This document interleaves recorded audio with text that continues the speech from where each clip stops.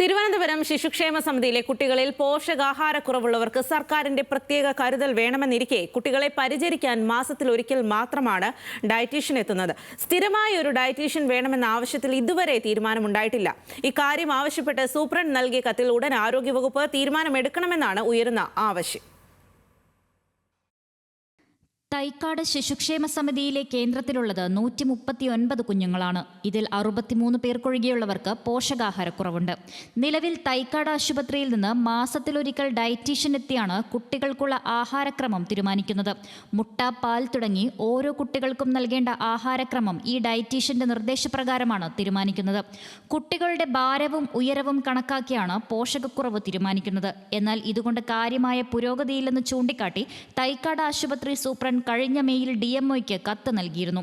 പോഷകാഹാരക്കുറവുള്ള കുട്ടികളെ വേർതിരിച്ച് പോഷകമൂല്യമുള്ള ആഹാരം നൽകണമെന്ന നിർദ്ദേശം ശിശുക്ഷേമ സമിതി കൃത്യമായി നടപ്പാക്കിയിട്ടില്ലെന്നും കത്തിലുണ്ട്. മുഴുവൻ സമയ ഡയറ്റീഷ്യനെ ആവശ്യപ്പെട്ട് ശിശുക്ഷേമ സമിതിയും DMOയ്ക്ക് കത്ത് നൽകിയിരുന്നു. ഗർഭകാലത്തോ ജനനത്തിന്റെ ആദ്യ ദിവസങ്ങളിലോ കാര്യമായ പരിചരണം കിട്ടാത്ത കുഞ്ഞുങ്ങളാണ് അമ്മത്തൊട്ടിലെത്തുന്നത്. അതിനാൽ പോഷകമൂല്യം കുറവായിരിക്കാനുള്ള സാധ്യത ഏറെയാണ്.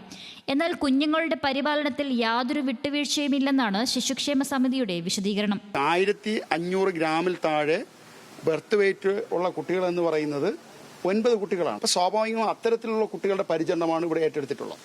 അപ്പോൾ സ്വാഭാവികം അത് ഗെയിൻ ചെയ്യാൻ ആവശ്യമായിട്ടുള്ള പ്രവർത്തനങ്ങൾ സമിതി വളരെ കൃത്യമായി നടത്തിക്കൊണ്ടിരിക്കുകയാണ്.